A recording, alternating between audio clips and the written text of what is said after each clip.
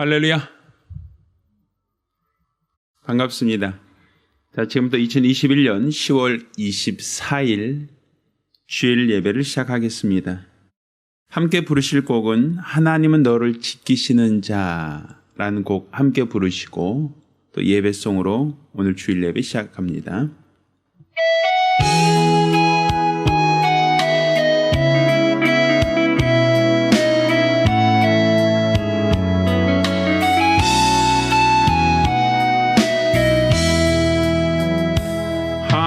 하나님은 너를 지키시는 자 너의 우편에 그늘 되시니 낮에 해와 밤에 달도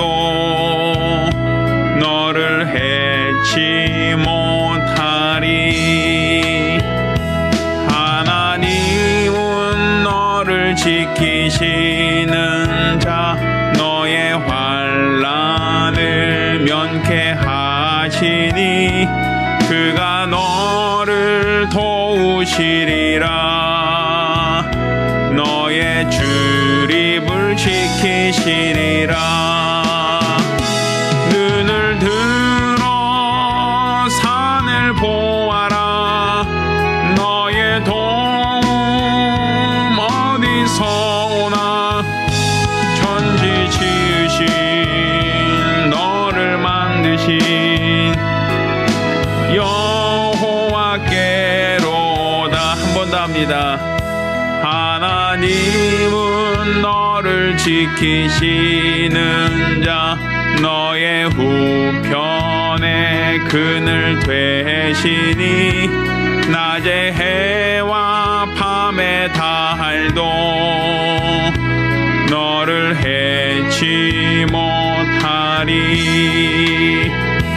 하나님은 너를 지키시는 자 너의 환난을 면케하시니 그가 너를 도우시리라.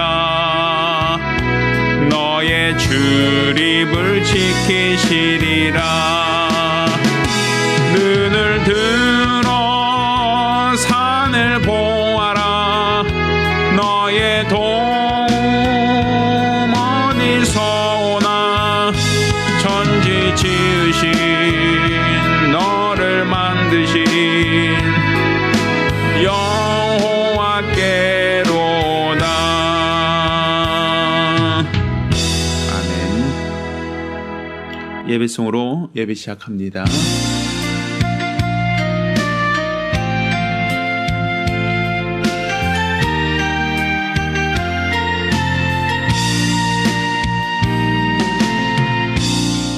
하늘의 문을 여소서. 이곳을 주목하소서. 주를 향한 노래가 꺼지지 않으니 하늘을 열고 보소서. 이곳에 임재하소서. 주님을 기다립니다. 기도의 향기가 하늘에 닿으니 주여 임재하여 주소서. 이곳에 오셔서 이곳에 앉으소서. 이곳에서 드리는 예배를 받으소서. 주님의 이름만이 오직 주의 이름만 이곳에 있습니다. 이곳에 오셔서 이곳에 앉으소서. 이곳에서 드리는 예배를 받으소서. 주님의 이름만이 오직 주의 이름만 이곳에 있습니다. 이곳에 오셔서 이곳에 앉으소서. 이곳에서 드리는 예배를 받으소서. 주님의 이름이 주님의 이름만이 오직 주의 이름만 이곳에 있습니다.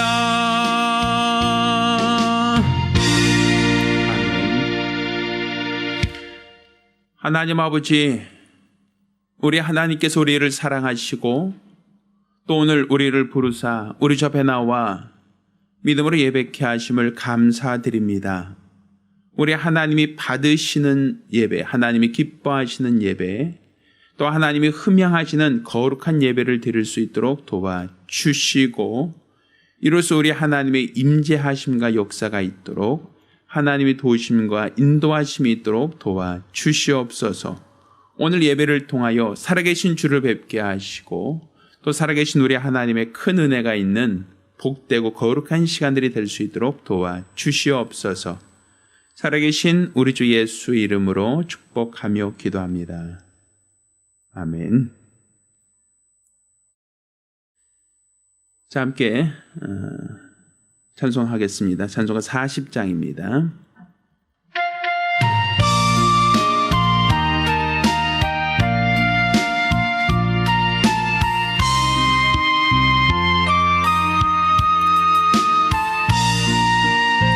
주 하나님 지으신 모든 세계 내 마음속에 그리어볼 때 하늘의 별 울려 퍼지는 데서 주님의 권능 우주에 찾네. 주님의 높고 위대하심을 내 영혼이 찬양하네. 주님의 높고 위대하심을 내 영혼이 찬양하네. 숲속이나 험한 산 골짜기에서 지저귀는 저 새소리들과 고요하게 흐르는 시냇물은 주님의 솜씨 노래하도다. 주님의 높고 위대하심을 내 영혼이 찬양하네. 주님의 높고 위대하심을 내 영혼이 찬양하네. 주 하나님 독생자 아낌없이 우리를 위해 보내주셨네. 십자가에 피 흘려 죽으신 주 내 모든 죄를 구속하셨네. 주님의 높고 위대하심을 내 영혼이 찬양하네. 주님의 높고 위대하심을 내 영혼이 찬양하네. 내 주 예수 세상에 다시 올 때 저 천국으로 날 인도하리. 나 겸손히 엎드려 경배하며 영원히 주를 찬양하리라. 주님의 높고 위대하심을 내 영혼이 찬양하네. 주님의 높고 위대하심을 내 영혼이 찬양하네. 아멘. 자, 우리 같이 기도합니다. 우리 같이 기도하실 때 지난 한 주간 우리가 우리 하나님 앞에 범죄했던 것, 또 우리 하나님 모실 때 완악하고 어리석었던 우리 모든 죄가를 자복하며 한 목소리로 참회 기도합니다. 하나님 아버지, 우리 하나님께서 오늘 이 시간 우리를 사랑하사 우리로 주 앞에 나와 믿음으로 기독케 하심을 참으로 감사드립니다. 오늘 이 시간 이 예배가 하나님 앞에 참되게 하시고 우리 하나님 보실 때 아름답고 온전한 믿음의 예배가 되어질 수 있도록 도와주시옵소서. 우리 하나님 아버지 도와주시고 도와주시옵지사. 오늘 이 시간 우리가 드리는 이 예배를 받아 주시기를 원합니다. 우리 하나님께서 함께 하시는, 하나님께서 도와주시는, 우리 하나님께서 주관하시는 거룩한 시간, 은혜의 시간들이 되어지기를 원하오니 우리 하나님 아버지 도와주시고 도와주시옵소서. 우리 하나님께서 함께 하시는, 하나님께서 주관하시는, 하나님께서 간섭하시는 거룩한 시간이 되어지기를 원하오니 우리 하나님께서 오늘 이 예배를 받아 주시기를 원합니다. 우리 하나님께서 기뻐하시는 거룩한 예배가 되어지기를 원합니다. 성령께서 주장하신 예배가 되어지기를 원하오니 우리 하나님께서 도와주시고 도와주시옵소서. 오늘 우리 하나님께서 함께 하시는, 하나님이 도와주시는, 우리 하나님이 주관하시는 거룩한 예배를 드리기를 원합니다. 아버지 하나님께서 도와주시고 주장하여 주시옵소서. 우리 하나님이 기뻐하시는 거룩한 영적 예배를 드리기 원하오니 역사하시고 도와주시옵소서.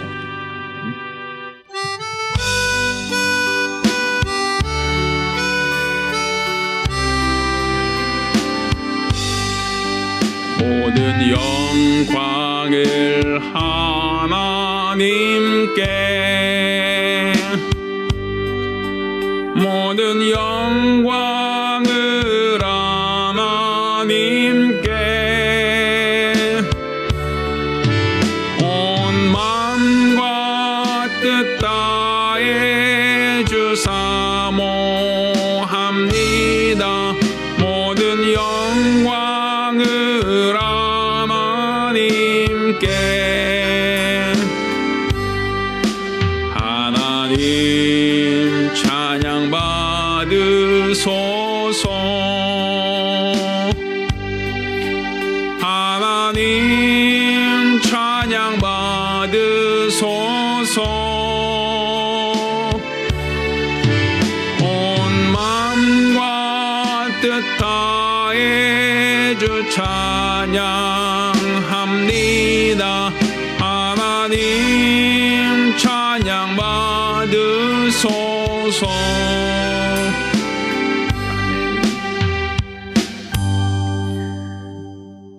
은혜로우신 아버지 하나님, 우리 하나님께서 우리를 사랑하시고 또 오늘 우리를 붙드사 우리 하나님께 나와 예배케 하심을 감사드립니다. 오늘 주 앞에 예배할 때 공수로 나오지 않고 믿음으로 나온 모든 무리를 기억하여 주시고 드려진 모든 예물들이 하나님께 상달되며 우리 하나님을 기쁘시게 하는 참 예물이 될 수 있도록 도와주시옵소서. 수입의 10분의 1을 구별하여 예물 드린 손길을 복주시고 매 주간 혹은 월간 작정함으로 예물 드린 손길을 또한 복주시기를 원합니다. 우리 하나님 앞에 감사함으로 감사드린 자들을 복주시고 선교 예물 드린 자들 하나님이 기억하사 우리 주의 이름이 땅끝까지 증거될 수 있도록 도와주시옵소서. 이와 같이 연복계의 감사함으로 연방 모든 자들에게도 하나님께서 큰 은혜를 더하여 주시옵소서. 일평생 하나님의 은혜로 살아가는 거룩하고 복된 성도들, 믿음의 사람들이 되어질 수 있도록 도와주시옵소서. 살아계신 예수 이름으로 기도드렸습니다. 아멘. 오늘 주 앞에 감사하며 예물 드린 우리 모든 성도들과 또 가정들마다 하나님의 신령한 복과 은혜 있기를 예수 이름으로 축원합니다. 하나님 말씀 함께 봉독합니다. 하나님 말씀은 출애굽기 17장 1절로 7절까지 말씀을 보겠습니다. 오늘 함께 봉독하실 하나님 말씀은 출애굽기 17장 1절로 7절까지 말씀을 교독합니다. 자, 마지막 절은 같이 읽겠습니다. 이스라엘 자손의 온 회중이 여호와의 명령대로 신 광야에서 떠나 그 노정대로 행하여 르비딤의 장막을 쳤으나 백성이 마실 물이 없는지라. 백성이 모세와 다투어 가로되 우리에게 물을 주어 마시게 하라. 모세가 그들에게 이르되 너희가 어찌하여 나와 다투느냐? 너희가 어찌하여 여호와를 시험하느냐? 거기서 백성이 물에 가람에 그들이 모세를 대하여 원망하여 가로되 당신이 어찌하여 우리를 애굽에서 인도하여 내어서 우리와 우리 자녀와 우리 생축으로 목말라 죽게 하느냐? 모세가 여호와께 부르짖어 가로되 내가 이 백성에게 어떻게 하리까? 그들이 얼마 아니면 내게 돌질하겠나이다. 여호와께서 모세에게 이르시되 백성 앞을 지나가서 이스라엘 장로들을 데리고 하수를 차던 내 지팡이를 손에 잡고 가라. 내가 거기서 호렙산 반석 위에 너를 대하여 서리니 너는 반석을 치라. 그곳에서 물이 나리니 백성이 마시리라. 모세가 이스라엘 장로들의 목전에서 그대로 행하니라. 같이 읽습니다. 그가 그곳의 이름을 마사라 또는 무리바라 불렀으니 이는 이스라엘 자손이 다퉜음이요 또는 그들이 여호와를 시험하여 이르기를 여호와께서 우리 중에 계신가 아닌가 하였음이더라. 아멘. 할렐루야. 할렐루야. 자, 오늘은 반석에서 나오는 물, 예수의 피라는 제목으로 하나님 말씀을 함께 나누겠습니다. 하나님은 생명의 주인이십니다. 우리가 하나님을 생명의 주인이시다라고 하는 것은 살아있는 모든 것들, 생명 있는 모든 것들은 우리 하나님으로 말미암아 하나님이 그들에게 생명을 주셨고 하나님이 그들에게 살게 하셨다라는 그러한 의미가 있습니다. 살아있는 모든 것들은 스스로 사는 게 아니라 살려주는 이, 생명을 주는 이에 의해서 생명이 부여받았다라고 하는 겁니다. 또 하나님께서 각각 그 종류들의 생명을 부여하실 때 어떤 것은 단 하루밖에 못 사는 것도 있지만 또 어떤 것은 100년 혹은 그 이상을 사는 생물도 있습니다. 이렇게 어떤 생물은 짧고 어떤 생물은 긴 수명을 영위하는데 그건 역시도 하나님께서 생명의 주인이신 하나님께서 부여하신 대로 각각 그 종류대로 하나님은 그들에게 수명을 주셨다라는 겁니다. 그러니 생명의 처음 시작도 하나님이요. 그들이 생명을 영위하고 사는 그 동안, 그 기간도 하나님에 의해서 주관되어지고 또 마지막 날 하나님이 그 생명을 취하시고자 할 때에 그 취하실 수 있는 권한도 바로 주인 되신 하나님, 생명의 주인이신 하나님의 고유한 권한이시다라고 말할 수 있는 겁니다. 그러니 우리가 살아있는 모든 것들, 생명 있는 모든 것들은 다 하나님께 속한 것이고 하나님이 생명을 주시고 또 하나님이 허락하신 기간 동안 생명을 영위하다가 하나님이 부르시면 그 삶을 마감하는 것, 이게 순리입니다.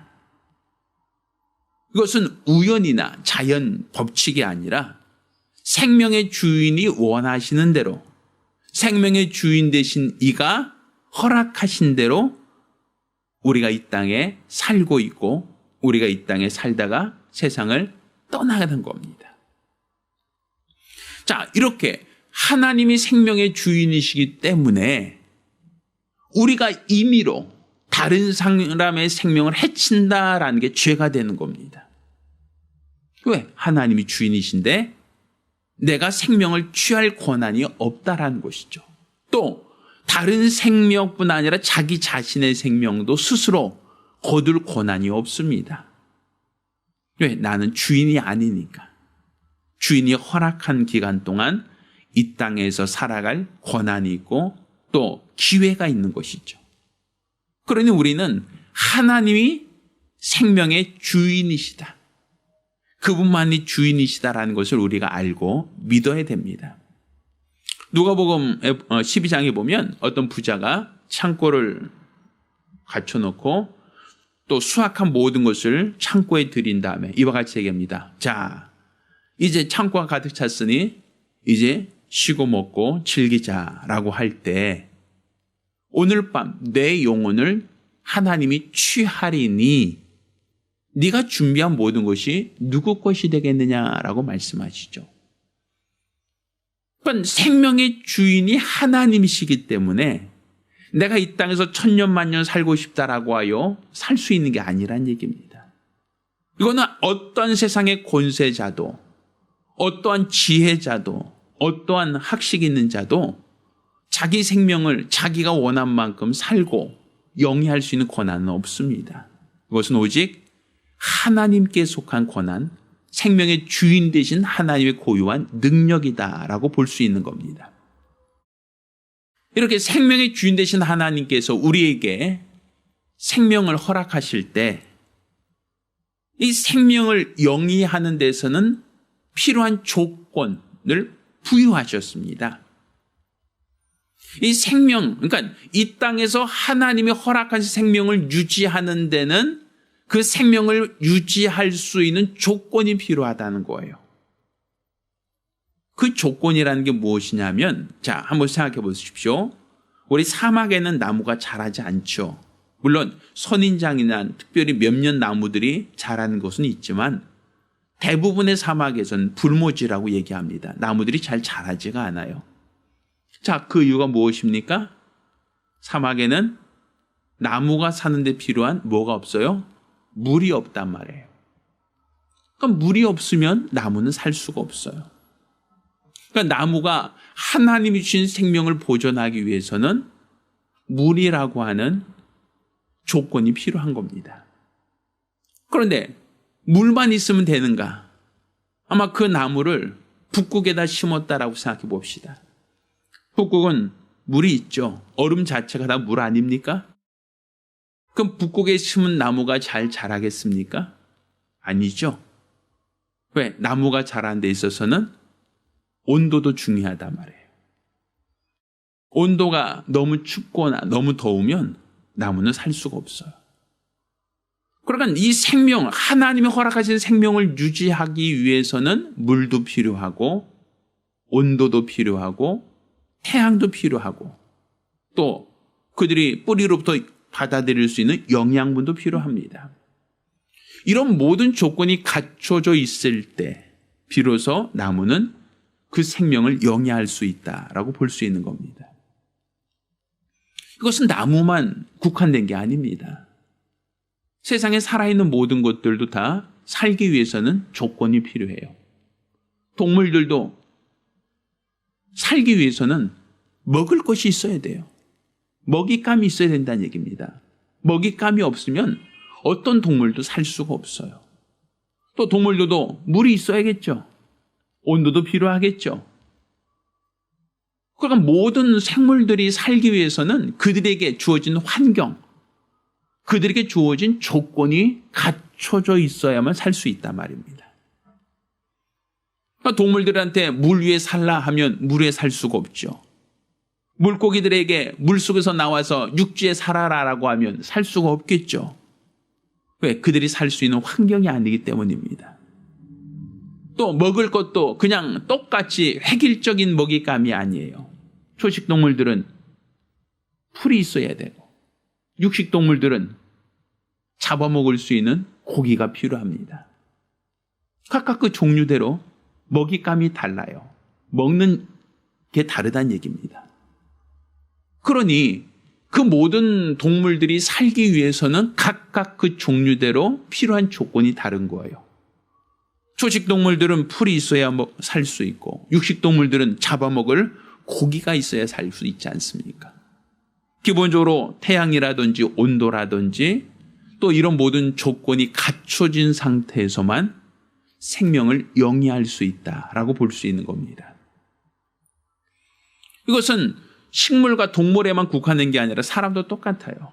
사람의 육체가 살기 위해서는 적절한 온도도 필요하고 적절한 먹을 것도 필요하고 마실 물도 필요하고 또 필요한 모든 조건, 우리는 그것을 의식주라고 얘기합니다. 그 모든 조건이 갖춰져 있어야만 사람이 하나님이 허락한 생명을 영위할 수 있다라고 볼 수 있는 겁니다. 그런데 만약에 그것들 중에 한 가지라도 부족하면 사람들은 그때부터 고통을 당합니다. 괴로움을 당합니다.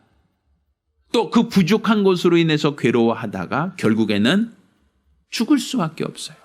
왜? 그것은 그 조건들은 어느 것 하나가 충족되었다라고 하여 다른 조건이 없어도 된다는 게 아니라 그 모든 조건들이 다 일치되었을 때, 충족되었을 때 비로소 그들은 살 수가 있고 허락된 수명을 다할 수 있는 겁니다.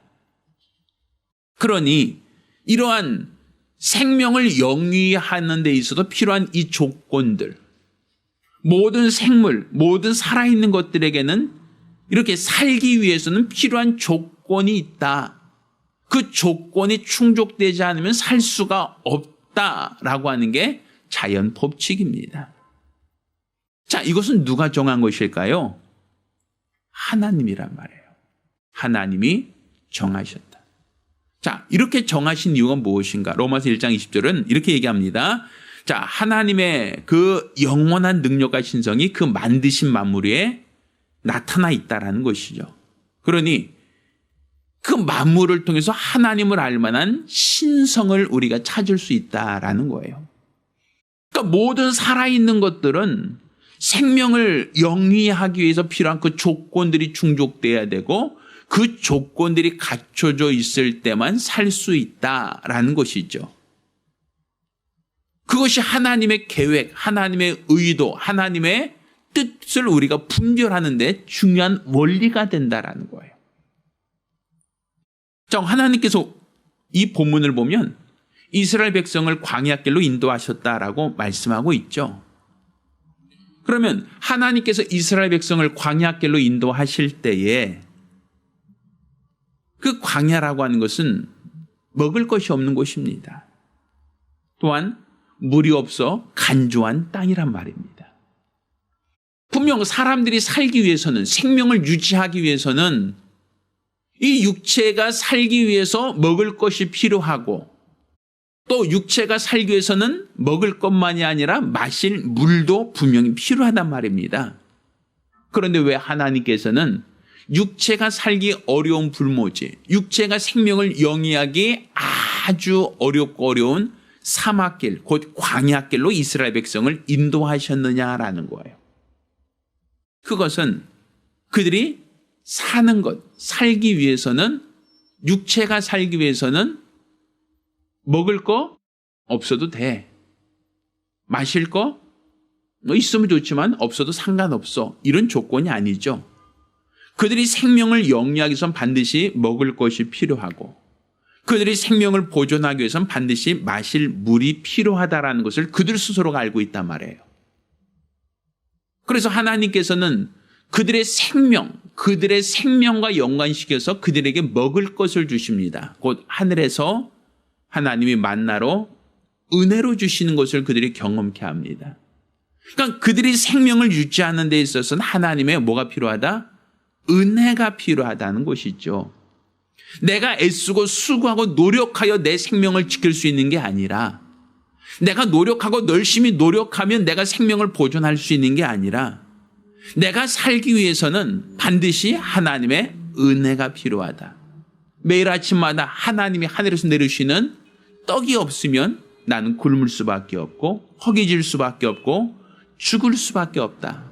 그러니 내가 생명을 보존하기 위해서는 반드시 하나님의 은혜가 필요하다는 것을 광야길을 가는 이스라엘 백성들로 깨닫게 하는 겁니다.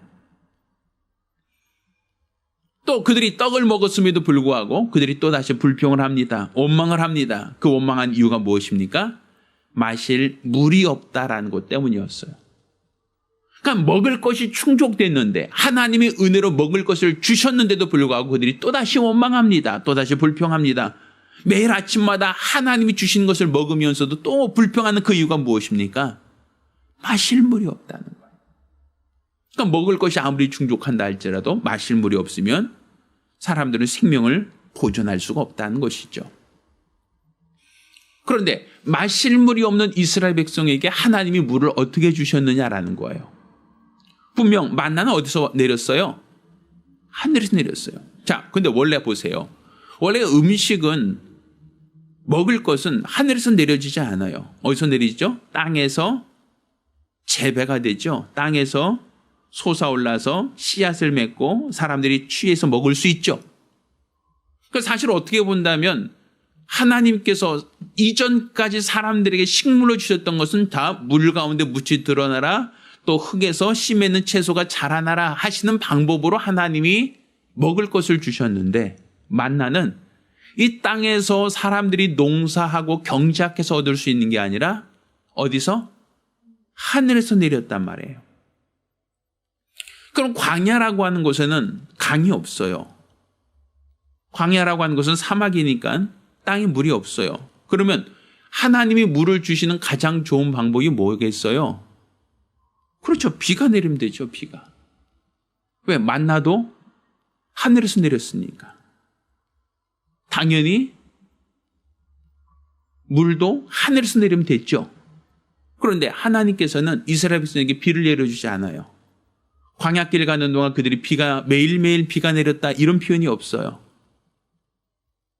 하나님께서 오늘 본문을 보면 반석에서 물을 내게 하셨단 말이에요. 자, 그러면 왜 하나님께서 이 반석을 쳐서 거기서 나오는 물, 거기서 나온 곳으로 살게 하셨느냐라는 것이죠.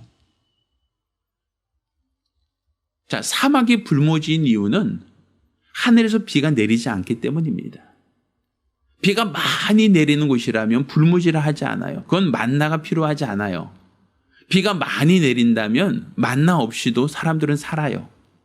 비가 내리면 풀들이 자라기 시작하거든요.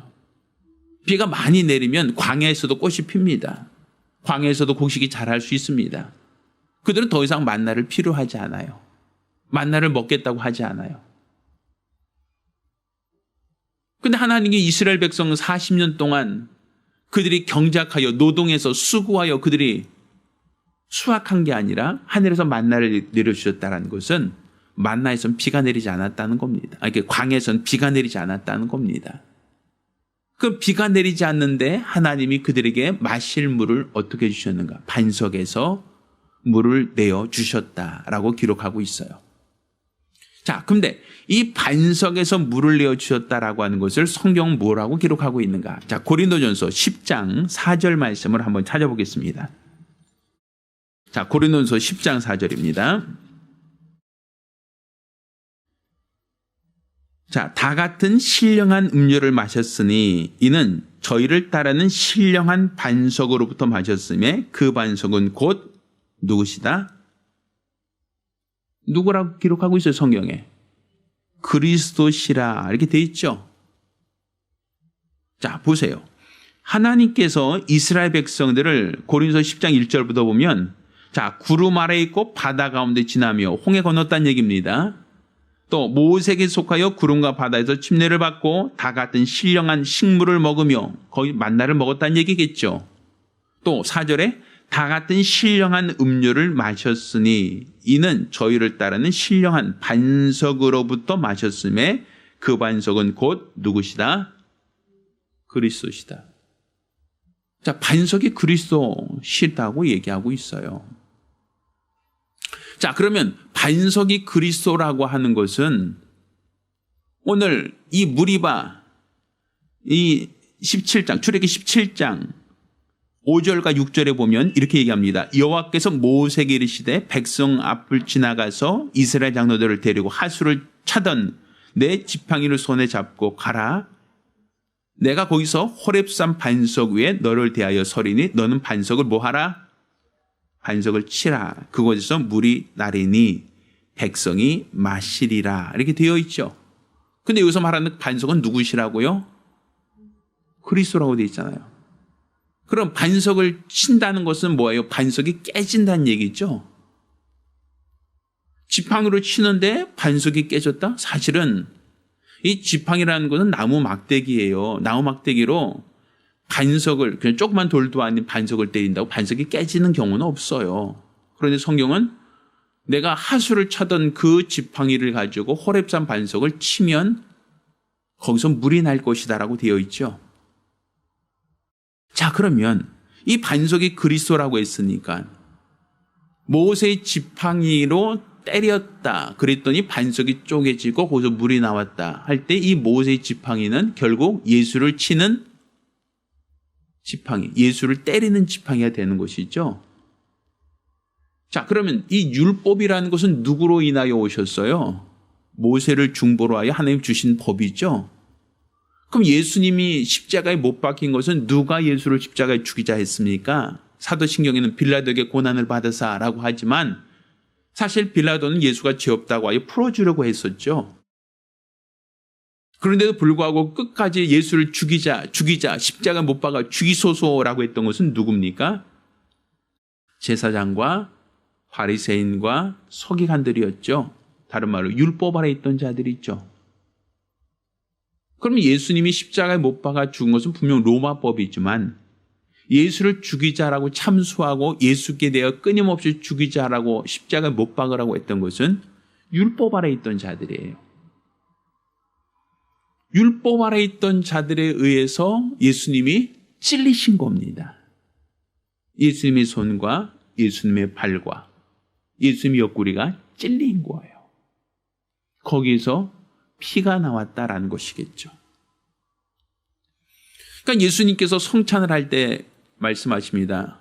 떡을 가져 축사하시고 이는 내가 너희를 위하여 주는 바 내 몸이다 하시고 또 잔을 가지사 축사하신 후에 이 잔은 내가 너희를 위하여 흘리는 바 내 피, 곧 언약의 피라고 말씀하시죠. 그러니까 예수님께서 제자들에게 피를 주어 마시게 하셨다라고 되어 있는데 그 피는 반석으로부터 나오는 피라고 말할 수 있는 거예요.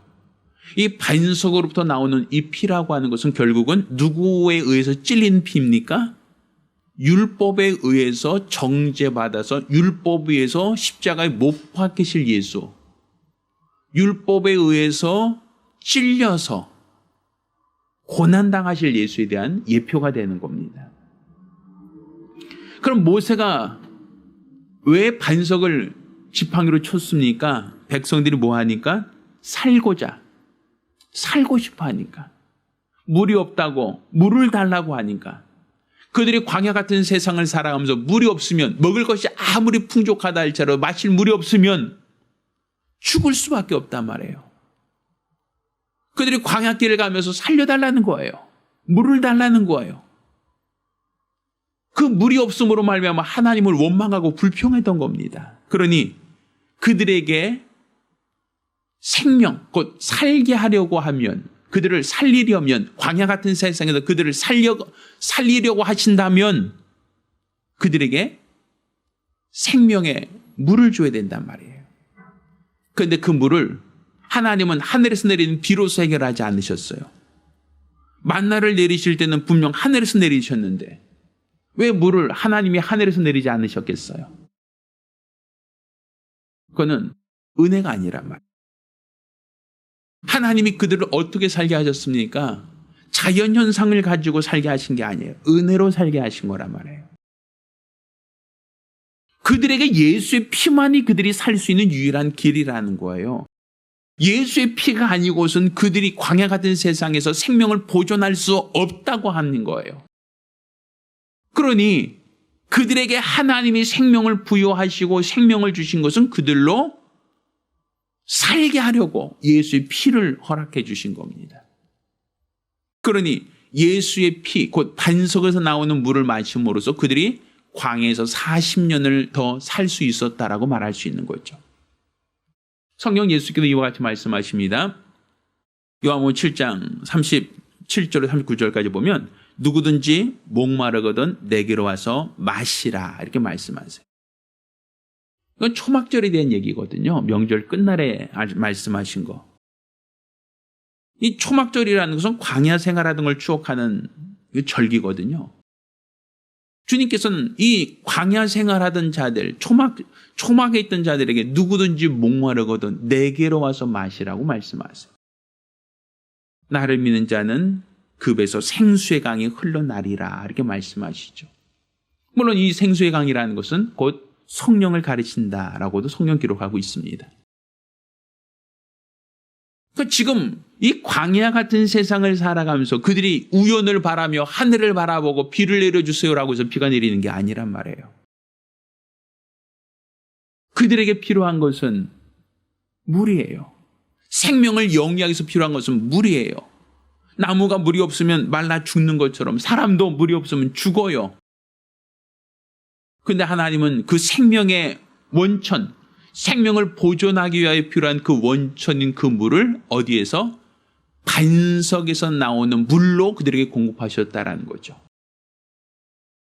자, 이것은 하나의 원리죠. 그럼 내 영혼이 살기 위해서는 뭐가 필요하다는 겁니까? 내 육체가 살기 위해서 먹을 것이 필요하고 내 육체가 살기 위하여 마실 물이 필요하다라고 얘기하는 것처럼 그러면 우리 영혼이 살기 위해서는 무엇이 필요하다는 것을 말씀하시는 겁니까? 내 영혼이 살기 위해서 예수의 몸이 필요하고 예수의 살이 필요하다는 거 아닙니까?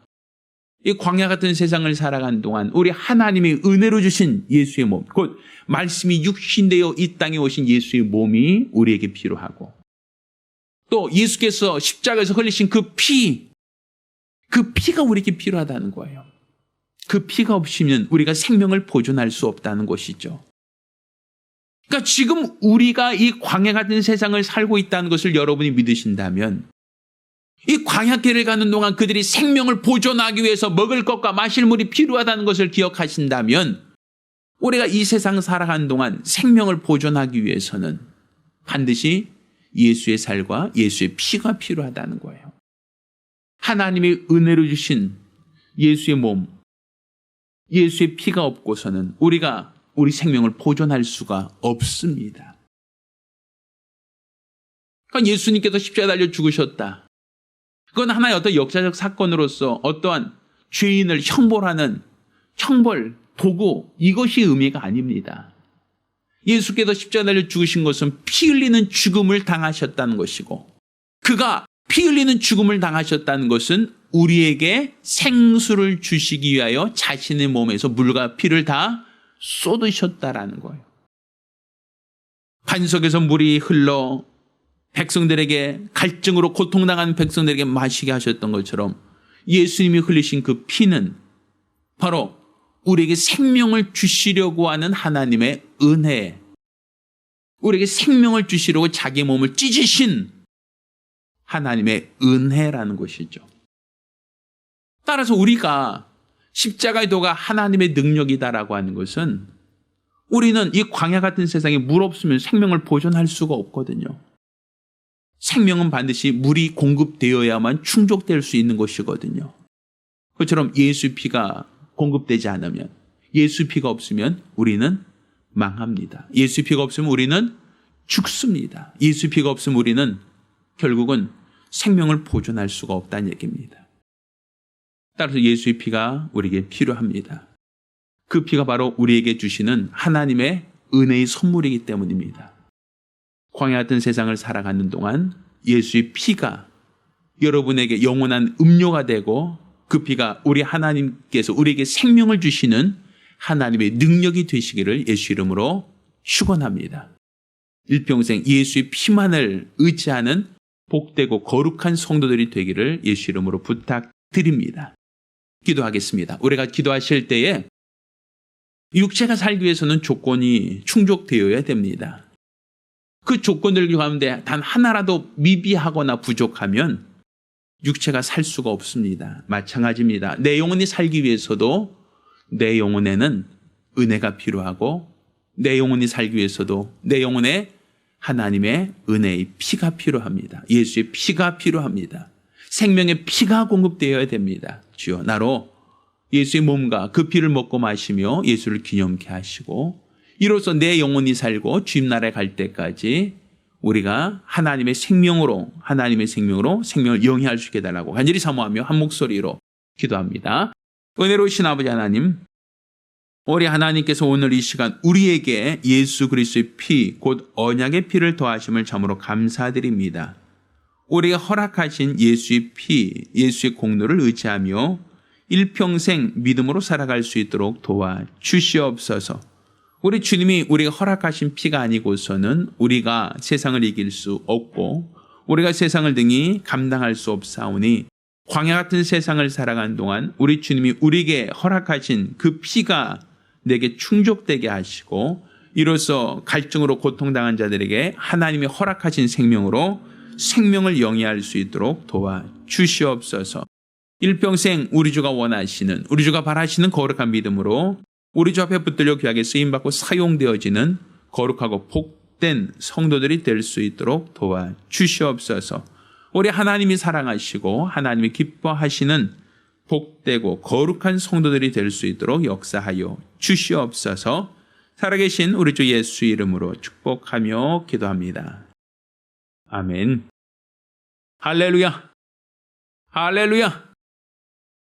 예수의 피, 보혈의 공로를 의지하여 사는 믿음의 사람들이 되기를 예수 이름으로 부탁드립니다. 자, 함께 찬송하겠습니다. 자, 함께 찬송할 곡은 316장입니다. 함께 부르겠습니다. 자, 모두 일어나서 함께 부르시며 오늘 예배를 마칩니다.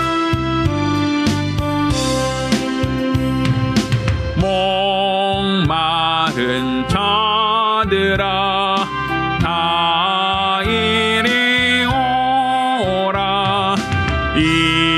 이곳에 좋은 샘 흐르도다.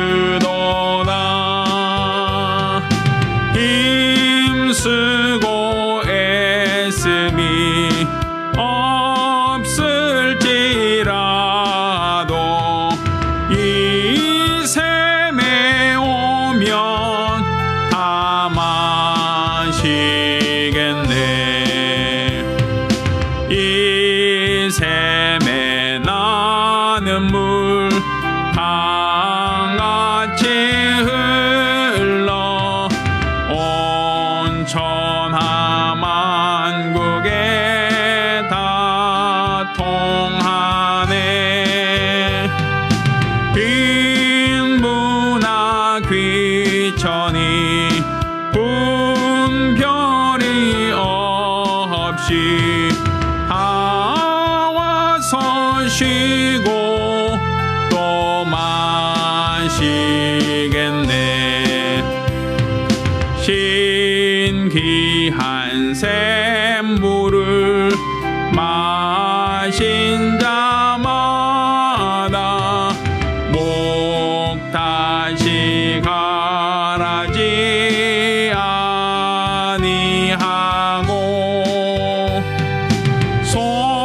속에서 솟아나 생수가 되어 영원히 솟아 늘 풍성하리. 이 샘의 이름은 생명의 샘물. 저수정빛같이 늘 맑도다. 어린 양 보좌가 근원이 되어 생명수 샘이 늘 그치지 않네.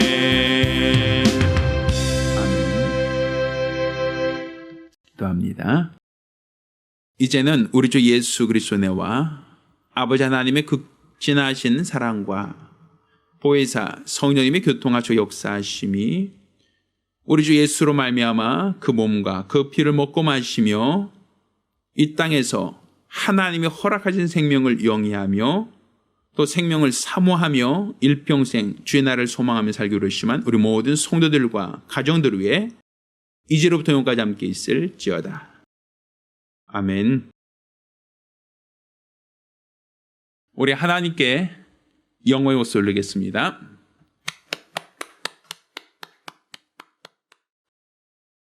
네, 감사합니다.